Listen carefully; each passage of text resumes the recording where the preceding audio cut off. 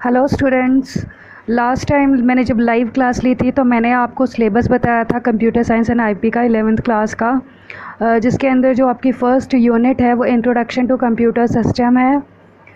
Slightly difference है computer science and IP में। First unit में जो आपके लॉजिक गेट्स और नंबर सिस्टम है वो आईपी के अंदर नहीं है, वो सिर्फ सीएस के अंदर है। बाकी बेसिक चीज़ें कॉमन हैं। आपकी जो कंप्यूटर क्या होते हैं, मेमोरी क्या होती है, कंपोनेंट्स क्या होते हैं, ये सारी चीज़ आपको पढ़ना है। तो स्टार्ट करते हैं। First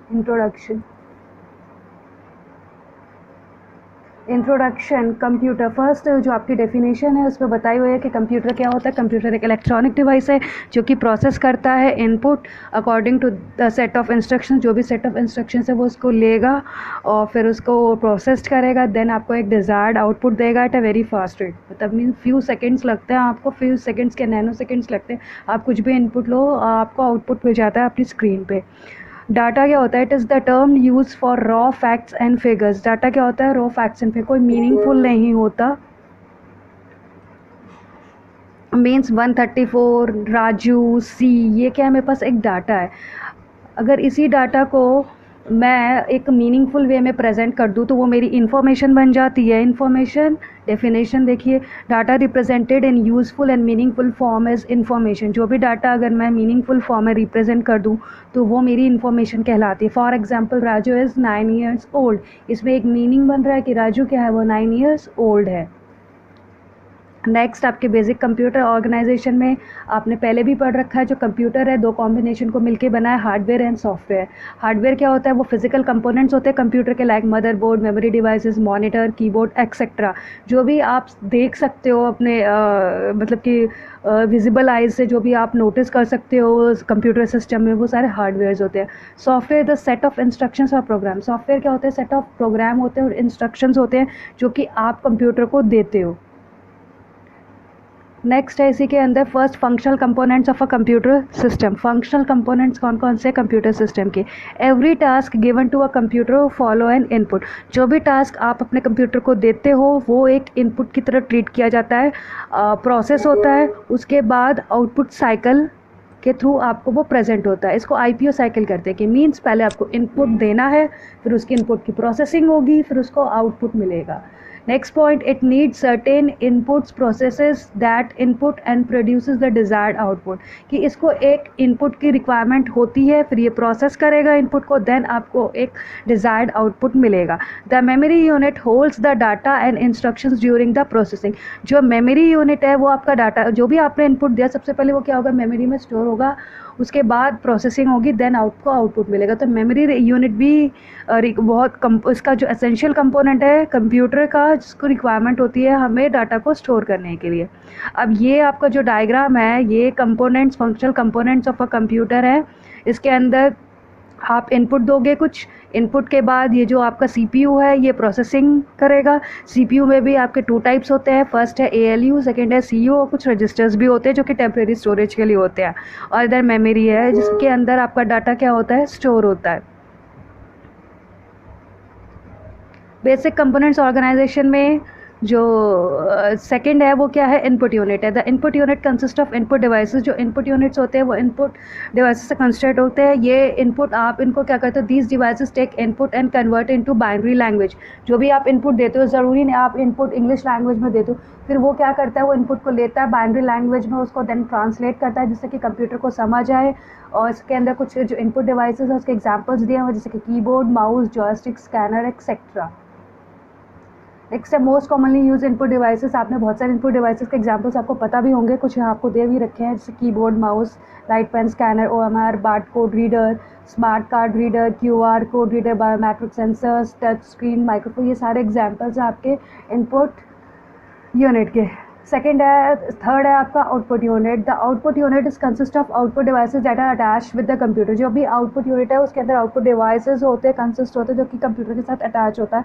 for example monitor. जो भी आप आउटपुट को नज़र आता है वो मॉनिटर की स्क्रीन पे नज़र आता है। It converts the binary data coming from CPU to human understand language. जो भी आप इनपुट देते हो फर्स्टली वो को फिर वो बाइनरी लैंग्वेज में कन्वर्ट करता है जिससे कंप्यूटर को समझ आए। उसके बाद क्या होता है कि वो सीपीयू क्या करता है, उसको फर्दर बाइनरी डाटा को ह्यूमन अंडरस्टैंडेबल फॉर्म में, जिससे जिससे आपको ईजिली अंडरस्टैंड हो, उस फॉर्म में चेंज कर देता है आपकी इंफॉर्मेशन को। द कॉमन आउटपुट डिवाइसेस है, कुछ कॉमन आउटपुट मॉनिटर है, प्रिंटर है, हार्ड कॉपी आपको जिससे मिलती है, प्लॉटर एक्सेट्रा, ये सारे आपके एग्जाम्पल्स हैं। Most commonly use output devices है, जो मोस्ट कॉमनली होती है आपकी विजुअल डिस्प्ले यूनिट होती है, इसको मॉनिटर कहते हैं, इसका CRT, LCD, plasma and touch sensitive होते हैं। बी आपका प्रिंटर होता है, प्रिंटर में भी 2 टाइप्स के होते हैं, impact and non impact. Impact जो है वो डॉट मैट्रिक्स है, जो कि प्रीवियसली यूज़ होता था, और आजकल आपका नॉन इम्पैक्ट है इंकजेट, डेस्कजेट और लेज़र। आजकल लेज़र प्रिंटर भी काफ़ी ट्रेंड हुए हैं। सी स्पीकर्स आपको अगर मूवीज़ देखनी होती है तो आप स्पीकर्स का यूज़ करते हो या फिर सॉन्ग सुनने होते हैं। ये plotters produce high quality images and drawing. जितने भी आर्किटेक्चर या कैड एरिया होता है वहाँ पर आप प्लॉटर्स यूज़ करते हो, जिसके अंदर हाई ग्राफिक डिज़ाइनिंग्स की जरूरत होती है उन चीज़ों के लिए। नेक्स्ट आपका central processing unit. Once the information is enter in to computer, जब एक बार इन्फॉर्मेशन एंटर हो जाती है कंप्यूटर पे इनपुट डिवाइस के द्वारा, फिर उसकी प्रोसेसिंग स्टार्ट होती है। The CPU is the main brain of the computer. जो सीपीयू है, सेंट्रल प्रोसेसिंग यूनिट है, वो मेन ब्रेन है कंप्यूटर का, जिसको हम माइक्रो प्रोसेसर भी बोलते हैं। The CPU has 3 main components. जो सीपीयू के 3 मेन कंपोनेंट्स होते हैं, which are first is ALU. ALU में क्या होता है, आपके मैथमेटिकल फंक्शंस परफॉर्म होते हैं, मीन्स प्लस माइनस, ये सारी चीज़ आपकी परफॉर्म होती है, सब्ट्रैक्शंस। नेक्स्ट है बी है control unit. The control units coordinates and controls the data flow. जितना भी डाटा आपका फ्लो होता है प्रोसेसिंग के लिए, वो सारा कंट्रोल यूनिट्स कोऑर्डिनेट करता है in and out of CPU. जितना भी इनपुट के थ्रू होता है या आउटपुट के थ्रू आपको विजिबल होता है। And also controls all operations of ALU. ये सारे एएलयू की ऑपरेशंस भी कंट्रोल करता है, मेमोरी रजिस्टर्स को भी कंट्रोल करता है, and also the input output units को भी कंट्रोल करता है। तो मेनली जो आपका मेन कोऑर्डिनेट करता है वो कंट्रोल यूनिट करता है ओवरऑल सिस्टम में। सी आपके मेमोरी रजिस्टर्स क्या होते हैं। एक register is a temporary unit of memory in the CPU. आपको हर एक चीज़ को परमानेंटली स्टोर करने की जरूरत नहीं होती है मेमोरी में। कुछ ऐसी भी रिक्वायरमेंट होती है जैसे आप टेम्परेरी स्टोरेज करते हो, कुछ टेम्परेरी टाइम के लिए आपको सिर्फ खाली रीडेबल फॉर्म में चाहिए होता है, आपको वो लॉन्ग टाइम के लिए नहीं चाहिए होता, तो आप उसे टेम्परेरी यूनिट पर स्टोर कर सकते हो, उसे मेमोरी रजिस्टर्स बोलते हैं। Registers can be different sizes. Registers के डिफरेंट साइज, 16 बिट का भी हो सकता है, 32 बिट का भी हो सकता है, 64 बिट का भी हो सकता है, and so on. And each resistor inside CPU has a specific functions. जो हर एक रजिस्टर होता है सीपीयू के अंदर, उसके कुछ स्पेसिफिक फंक्शंस होते हैं, जैसे कि स्टोरिंग डाटा, डाटा को कैसे स्टोर करना है, इंस्ट्रक्ट करना है, एड्रेस करना है लोकेशन के, मेमोरी के लोकेशन के अंदर। Next memory unit. Memory is use as storage unit. आपको कोई भी इनपुट आपने दिया, उसको फर्स्टली आपको स्टोर करना पड़ेगा कंप्यूटर के अंदर। तो मेमोरी किस लिए यूज़ होता है, स्टोरेज यूनिट की तरह use for programs as well as data. या तो आप किसी भी प्रोग्राम को स्टोर कर सकते हो या डाटा को स्टोर कर सकते हो। Memory unit consist of 2 types, first is main memory and second is secondary memory. Main memory भी फर्दर डिवाइडेड होती है आपकी RAM, random access memory and ROM, read only memory. ये आपने प्रीवियस क्लासेस में पढ़ा होगा। आपको अगर डिटेल पढ़नी है तो आप प्रीवियस क्लासेस की बुक उठा के इसका डिटेल पढ़ सकते हो, रैम एंड रोम का। नेक्स्ट है secondary memory. It is needed to store data and information permanently for later use. अगर आपको कोई भी डाटा स्टोर करके रखना है परमानेंटली ताकि आप उसको बाद में भी देख सको, तो आप सेकेंडरी मेमोरी का यूज़ करते हो। कुछ एग्जांपल्स है सेकेंडरी मेमोरी डिवाइसेस के, hard disk, compact disk, pen drive etcetera, ये सारे एग्जांपल्स आपके सेकेंडरी मेमोरी के। नेक्स्ट आता है आपके यूनिट्स ऑफ मेमोरी। जो बिट होती है वो बाइनरी डिजिट होती है, सिंगल डिजिट होती है, या तो उसे 1 हम बोल सकते हैं या 0 बोल सकते हैं, मीन्स ट्रू है या फॉल्स है। निब्बल आपके 4 बिट्स कंसिस्ट करता है, बाइट या ऑक्टेट 8 बिट्स कंसिस्ट करता है। अगर मैं 1 किलो बाइट बोलूँ तो 1 किलो बाइट का मीन्स है कि 1025 बाइट्स है उसके अंदर। 1 mega bite means 1024 kilo bytes. ये आपकी कन्वर्जन दी हुई है, इसे आप अच्छे से देख लेना। नेक्स्ट है बेसिक कंप्यूटर ऑर्गेनाइजेशन में 7 जो है आपके वो हार्ड डिस्क है। Hard disk is non volatile high capacity storage device. जो हार्ड डिस्क आपकी नॉन वोलाटाइल है और हाई कैपेसिटी स्टोरेज डिवाइस है, that stores data on the electromagnetically charge surface. जो कि अपना डाटा कहाँ स्टोर करता है, इलेक्ट्रोमैग्नेटिकली चार्ज सरफेस पे और सेट ऑफ सरफेसेस पे। It consist of solid rounded disk. ये किससे कंसिस्ट होता है, एक सॉलिड राउंडेड डिस्क के अंदर डिस्क होती है, पैक होती है एक दूसरे के साथ अंदर और सील होती है अंदर से। ये आपका डायग्राम दिया हुआ है, ये आपकी कॉइल नज़र आ रही है, कुछ सेक्टर्स और ट्रैक्स में बना हुआ है, बीच में ये स्पिंडल है और ये रीड राइट आपका हेड है, जहाँ पे ये आपको देखो ये इसके साथ किस तरीके से अटैच है। The surface of platter is logically divided into circular tracks. जो कि सरफेस होता है ये किसके अंदर लॉजिकली डिवाइड हो रहा है, ट्रैक्स में और सेक्टर्स में, इस तरीके से। एंड सिलेंडर्स में, ये आपको सिलेंडर्स भी नजर आए। ट्रैक्स आर सब डिवाइडेड इनटू सेक्टर्स, ट्रैक्स को भी हमने सब डिवाइड किया हुआ है सेक्टर्स पे। The set of tracks that are at one arm position makes up cylinder, जो कि सेट ऑफ ट्रैक्स है जो कि आपके एक आर्म पोजीशन पे सेट आउट हो रहे हैं, तो उसको आप क्या कर रहे हो, एक सिलेंड्रिकल रिप्रेजेंट कर रहे हो। The main components of a hard disk drive are as follows, जो मेन कंपोनेंट्स है आपके, first platter, arm, spindle and spindle motor, read and write heads. इसके आपके सिलेबस में इतनी डिटेल नहीं है, अगर आप पढ़ना चाहो तो आप पढ़ सकते हो, इसलिए मैं इसको एक्सप्लेन नहीं कर रही हूँ।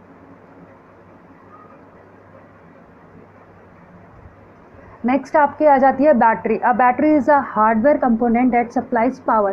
बैटरी क्या है, एक हार्डवेयर कंपोनेंट है जो कि क्या सप्लाई करेगी, पावर सप्लाई करेगी किसी भी डिवाइस को, enabling to work without a power cord, जिसको हम वर्क करें कि हमें विदाउट वाटर कॉर्ड हम उसको अनेबल कर सकते हैं कि वो हमें पावर सप्लाई करे। Battery is often capable of powering a laptop. Battery क्या होती है, आपके लैपटॉप को पावर दे सकते हैं कुछ सेवरल आवर्स के लिए, depending on how much power it's require, कि कितनी पावर की रिक्वायरमेंट है उसको। ऐसे ही आप लैपटॉप, सेल फोन्स, इसके अंदर भी देखो कि आपकी रिचार्जेबल बैटरीज होती हैं, जो कि वंस एक बार डिप्लीट होती है फिर उसके बाद आप उसे चार्ज कर सकते हैं। अब कंप्यूटर बैटरीज में फर्स्ट जो बैटरी होती है आपकी सीमॉस बैटरी होती है, सेकंड जो होती है मेन बैटरी होती है। CMOS battery that holds your computer settings, जितने भी कंप्यूटर सेटिंग्स को जो होल्ड करती है वो आपकी सीमॉस बैटरी होती है, जैसे टाइम हो गया, डेट हो गया। Without CMOS battery you would have to reset the time, आप बिना सीमॉस बैटरी के अपना टाइम सिस्टम पे रीसेट नहीं कर सकते। सेकंड जो होती है मेन बैटरी होती है, वो पोर्टेबल कंप्यूटर की तरह होती है, एक ऑल्टरनेट सोर्स होता है एनर्जी का, when the computer is not connected to a wall outlet. जब कंप्यूटर वॉल आउटलेट से नहीं कनेक्ट होता तब एक ऑल्टरनेट सोर्स की तरह ट्रीट किया जाता है मेन मेमोरी को।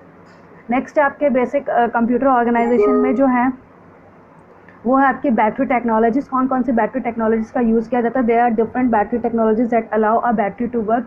फर्स्ट आपने फ़ोन में भी देखा होगा, उसके अंदर ऐसे लिखा होता है लिथियम आयन, कौन कौन सी बैटरी यूज़ होती हैं। Lithium ion battery are more expensive but perform without the memory issues. Expensive तो होती हैं बट कोई भी इशूज इसके अंदर नहीं होता, that affects other types of memory, और जो कि अफेक्ट करती है अदर टाइप्स ऑफ मेमोरी को। तो लिथियम पॉलीमर होती है, lithium polymer. Lithium polymer is a battery technology that is a low cost version of the lithium ion. ये जो लिथियम आयन है उसका लो कॉस्ट वर्जन है, और जो कि फर्स्ट एस्टैब्लिश हुआ था 1996 में। ये इस तरीके का आपको नज़र आती है। नेक्स्ट है NI CAD nickel cadmium. Nickel cad is a rechargeable battery made mostly of nickel and cadmium. एक रिचार्जेबल बैटरी होती है जो कि निकल और कैडियम से बनी होती है। फोर्थ जो आपकी NiMH है, nickel metal hydride. NiMH is a rechargeable, ये भी एक रिचार्जेबल बैटरी है, इसको हम पोर्टेबल कंप्यूटर्स के लिए यूज़ करते हैं। नहीं थे power, electricity use by a computer और other the electronic devices is often refer to as power. आपको कुछ पावर देने की जरूरत पड़ेगी तभी तो, कुछ इलेक्ट्रिसिटी आप प्रोवाइड करोगे तभी तो वर्क करेगी electronic devices. Power is use to describe the computer's capability such as how fast is. जो पावर वो क्या डिस्क्राइब करेगी कंप्यूटर की कैपेबिलिटी की, कितनी फास्टली वो कंप्यूटर काम कर रहा है। Transitions from calculator to computers. Computers are versatile and carry to do multitasking. Computer में आप मल्टीटास्किंग भी कर सकते हो, आप अपना ऑफिशियल वर्क कर रहे हो, सॉन्ग भी सुन सकते हो, उसके अंदर calculator carry outs only one function at a time. जबकि कैलकुलेटर के अंदर आपको एक ही फंक्शन एक ही टाइम पे कर सकते हैं, perform basic arithmetic operations.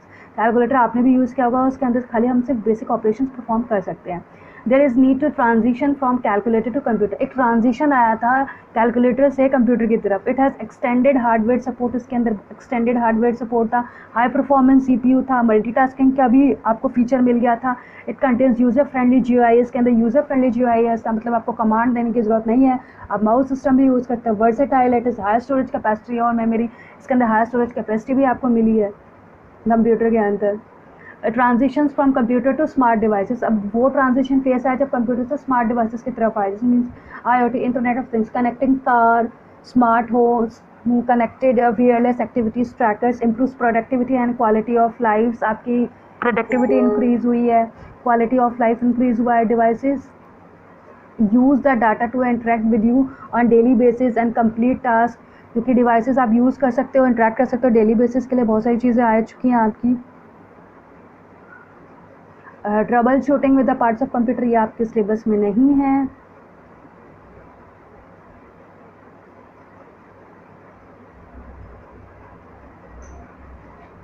Basic operations of operating system, कौन कौन से ऑपरेशन परफॉर्म करता है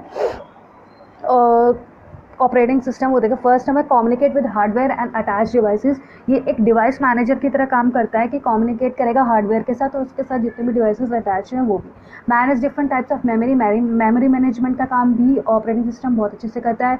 प्रोवाइड अ यूज़र इंटरफेस, एक इंटरफेस की तरह एक्ट करता है आपके बीच में और एक हार्डवेयर के बीच में interface act between user and hardware, तो एक इंटरफेस मैनेजर की तरह भी एक्ट करता है। Fourth point, provides a structure for accessing an application and loading necessary programs in memory, ये एक स्ट्रक्चर प्रोवाइड करता है जिससे कि आप किसी भी एप्लीकेशन को एक्सेस कर सकते हो और लोड कर सकते हो नेसेसरी प्रोग्राम्स का मेमोरी के अंदर। मीन्स प्रोग्राम मैनेजर और प्रोग्राम एग्जीक्यूशन का काम भी करता है, टास्क मैनेजर का काम भी करता है, enables user to manipulate programs, आप इसके अंदर डाटा और प्रोग्राम्स को मैनिपुलेट भी कर सकते हो।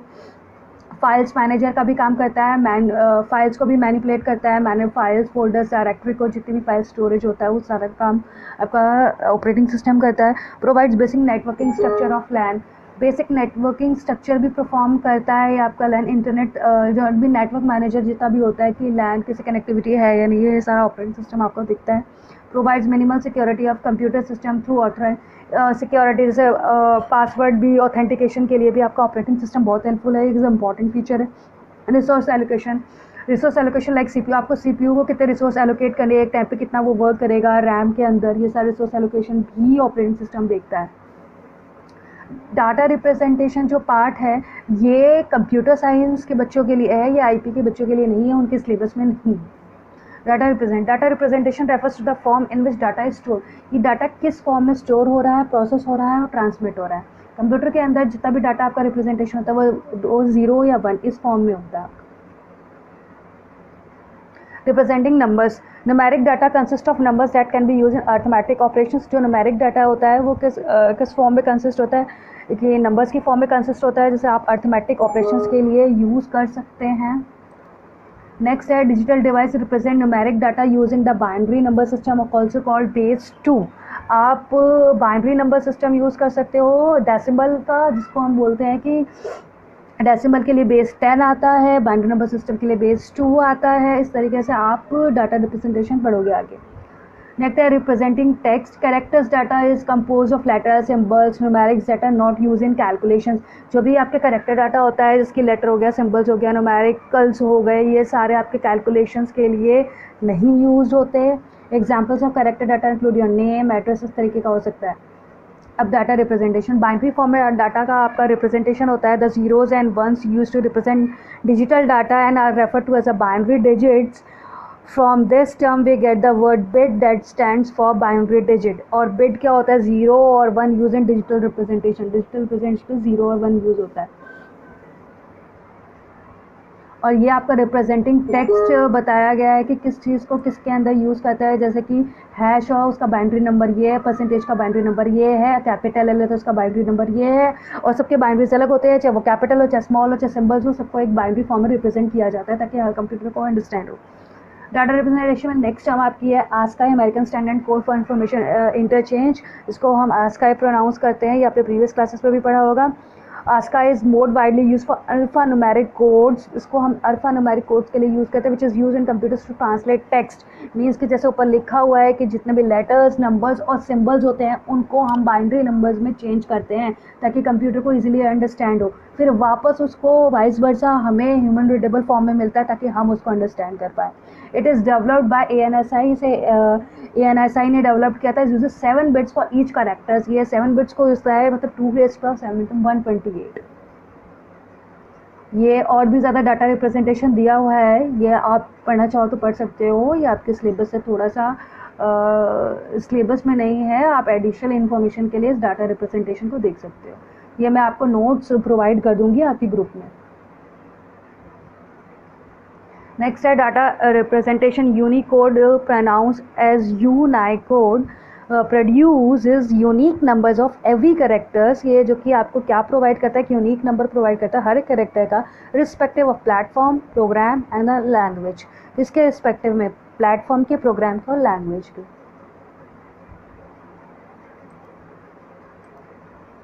It is promoted by Unicode Consortium. Unicode stands for defines values for over 1 to 8,000 characters. UTF is a variable length coding scheme that uses 7 bits for common ASCII character but uses 16-bit Unicode as necessary. UTF is widely used in emailing system. जो भी UTF है आपका वो emailing system के लिए use होता है on the internet के ऊपर. ये आपका कुछ बेसिक दिए हुए हैं, कोड्स दिए हुए हैं, ये आप देख सकते हो. इतना आपके सिलेबस में नहीं है. जस्ट फॉर यूनिकोड होता क्या है और किस लिए यूज़ करते हैं, बस इतनी ही आपके सिलेबस में है. आज के लिए बस इतना ही. Thank you very much.